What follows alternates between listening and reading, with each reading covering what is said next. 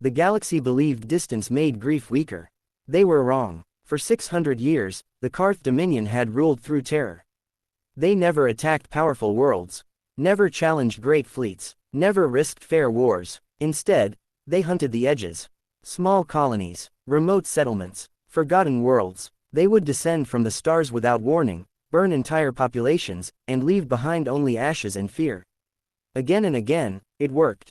Governments surrendered, species obeyed, empires negotiated, because fear spreads faster than fire. And the Karth Dominion had mastered both.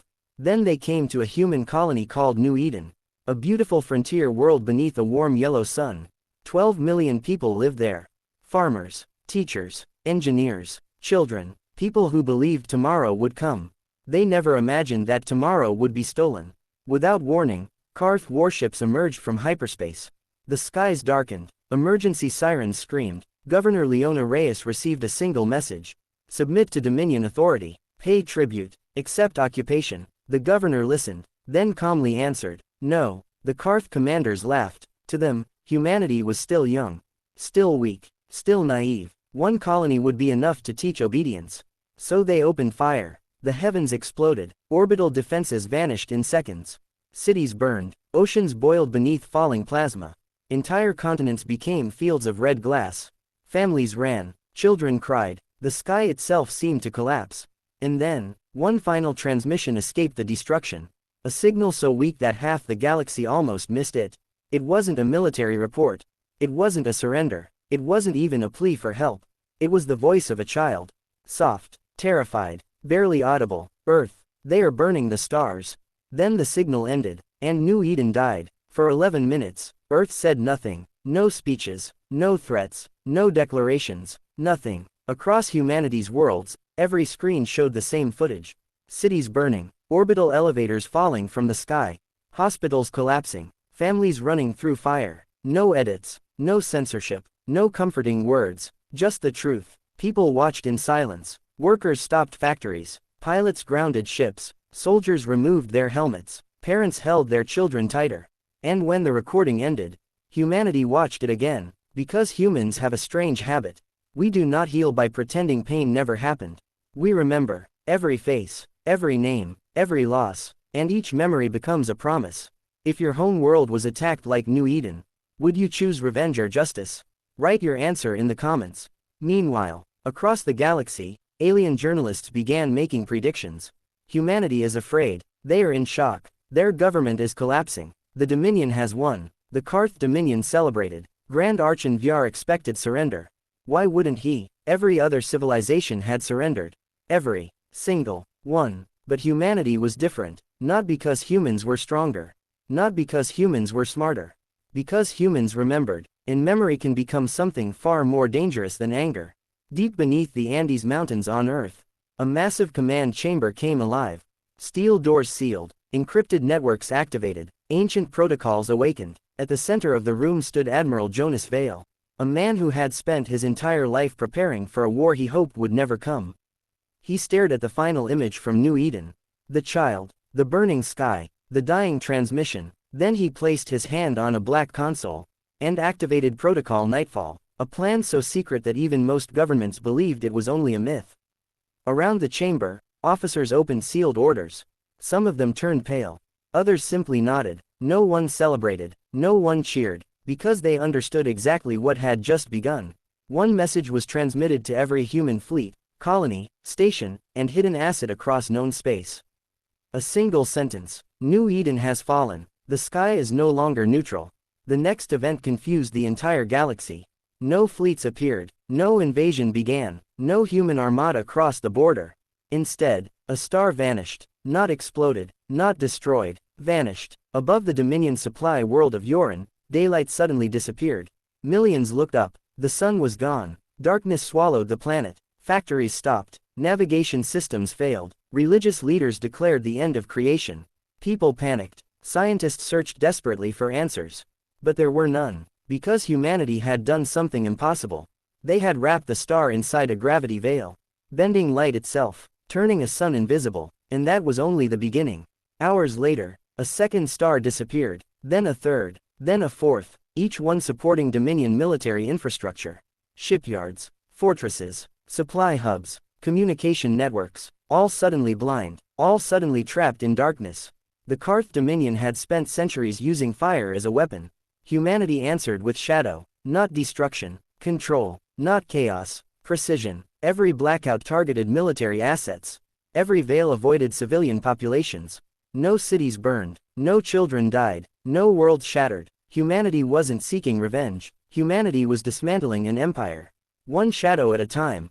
What scared you more? The Karth fire that destroyed New Eden?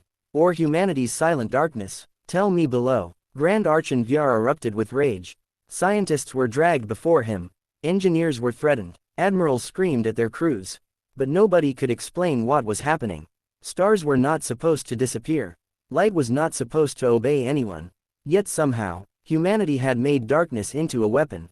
And the Dominion suddenly realized something horrifying.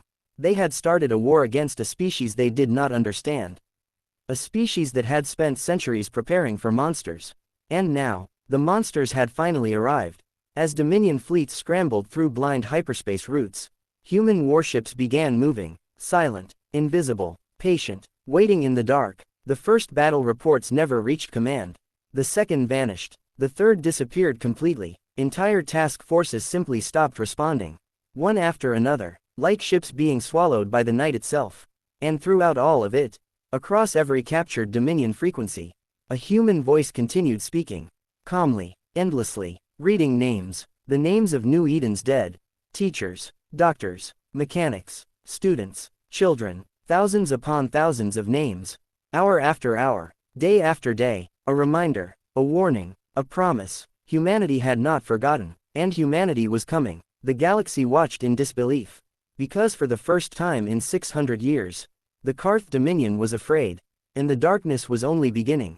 The Karth Dominion had spent 600 years teaching the galaxy a simple lesson. Fear wins. Burn a city, destroy a colony, kill enough people, and eventually, someone kneels. For centuries, they were right. But now, the empire that had built itself on fear was learning a terrible truth. Fear works both ways, and humanity had become something far more frightening than rage. Humanity had become patient. As Dominion fleets disappeared into human ambushes, another target appeared on Karth military maps. Grey Harbor, a cold ocean world, endless storms, frozen seas, small population, minimal defenses. The perfect victim, or so they believed. 3 Karth dreadnoughts dropped from hyperspace at the edge of the system. Planet killer weapons armed, targeting systems online, commanders confident. This would be another New Eden. Another lesson, another warning. The admiral in charge even ordered cameras activated. The destruction would be broadcast across Dominion space. Humanity would watch. Humanity would break. At least, that was the plan. Then everything went dark. Not just the ships. The entire system. Stars vanished. Sensors died. Communications failed. Targeting computers froze. The dreadnought crews stared into endless blackness. And then, tiny lights began appearing. 1, 10, 100, thousands. The Karth officers relaxed. Escape pods. Civilian vessels. Refugees. Easy targets. Then their scanners updated. And panic spread through every bridge. Those weren't escape pods. Those were human rescue beacons. And behind them, something massive was moving. Something impossible. An entire human fleet. Warships emerged from the darkness. Old ships. New ships. Heavy ships. Fast ships. Ships built by Earth. Ships built by colonies. Ships carrying scars from battles decades old. Thousands of them. More than the Karth had ever seen in one place. The lead Dominion admiral looked at the incoming formation. Then whispered a prayer. Because for the first time in his career, he understood he was not the hunter. He was the prey. The battle began seconds later. Rail cannons tore through space. Missile storms illuminated the darkness. Energy shields flashed like distant lightning. But something confused the Dominion commanders. Human ships weren't charging recklessly. They weren't seeking glory. Every maneuver had one purpose. Keep Grey Harbor safe. Every human vessel positioned itself between the planet and danger. Like soldiers protecting a doorway. Like parents protecting a child. The Karth could not understand it. They fought for conquest. Humans fought for people. And that difference changed everything. Within 2 hours, all 3 dreadnoughts were disabled. Not destroyed. Disabled. Their weapons shattered. Their engines silent. Their crews trapped. The Dominion expected execution. Instead, Human boarding teams arrived carrying medical kits, food packs, emergency supplies, prisoners were treated, wounded enemies received care, life support systems were repaired. The Karth stared in disbelief. Many had helped destroy New Eden. Yet humanity still refused to become them. Could you show mercy to an enemy after what happened to New Eden? Or would revenge be impossible to resist? Tell me honestly in the comments. Across the galaxy, panic spread through Dominion space. Military bases lost contact. Supply routes collapsed. Governors demanded protection. Citizens demanded answers. And still, the names continued. Every hour, every day, across every captured frequency. The names of New Eden's dead. A memorial carried through the stars. The galaxy slowly realized something terrifying. Humanity wasn't blinded by anger. Humanity was completely in control. And that frightened everyone. Because angry enemies make mistakes. Calm enemies do not. By the 10th day of the war, human fleets reached the Dominion core. The heart of the Empire. Karth Prime, the capital world. A planet that had never known fear. A world protected by countless fleets. Massive defense stations, orbital fortresses, ancient weapons. For centuries, no enemy had reached it. Then humanity arrived, and the sun disappeared. The largest shadow veil ever created unfolded across the system. Day became twilight, twilight became darkness. The capital's golden towers stood beneath a sky without light. Orbital weapons lost targeting locks. Military networks failed. Panic spread through government districts. For the first time in living memory, the Karth capital was afraid. And above the planet floated the flagship of Admiral Jonas Vale. Silent, waiting, watching. Every screen on Karth Prime suddenly activated. Millions looked up, and saw a human admiral. His eyes were tired, his voice calm. No threats, no screaming, no hatred, just one command: stand down, release every occupied world, surrender those responsible for New Eden, or remain in darkness until your empire forgets what sunrise feels like. The transmission ended. Silence followed. The entire galaxy waited. Grand Archon refused. Of course he did. Tyrants always believe consequences belong to someone else.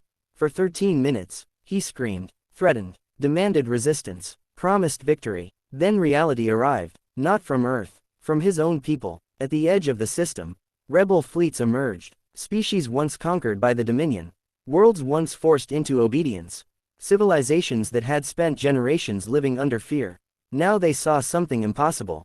The Dominion was weak, the Dominion was blind, the Dominion was vulnerable, and humanity had shown them that monsters could bleed. Rebellion exploded across the Empire. Dockworkers opened security gates, soldiers turned on commanders, conscripts seized arsenals, entire fleets switched sides, governors surrendered, occupation forces collapsed. For 600 years, fear had held the Dominion together. Now fear was tearing it apart. What was the Dominion's biggest mistake? Burning New Eden, underestimating humanity, or ruling through fear for centuries?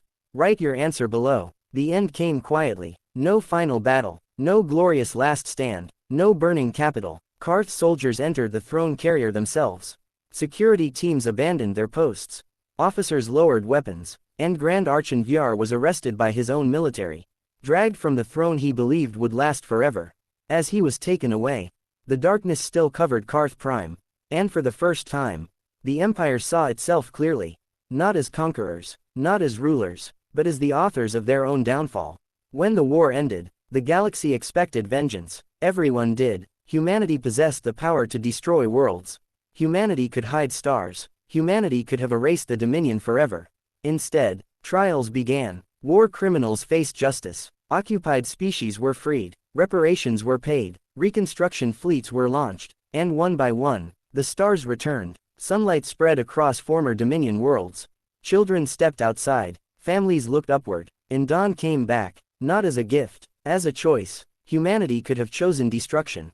Humanity chose something harder: responsibility. Years later, a journalist asked Admiral Jonas Vale a question. If the Dominion burned New Eden, why didn't humanity burn Karth Prime? The Admiral stood before the New Eden Memorial. Behind him stretched endless gardens, schools, habitats, and millions of names carved into crystal walls. For a long moment he remained silent. Then he answered, because they burned one colony to teach fear. If we burn a world to answer them, then New Eden dies twice. The galaxy never forgot those words. Today, New Eden remains scarred. Its oceans still carry the wounds of fire. Its cities are gone, its land remains red glass beneath a yellow sun, but around the world floats a ring of life. Gardens, memorial stations, universities, hospitals, protected by fleets that never leave. Every year, visitors arrive from across the galaxy.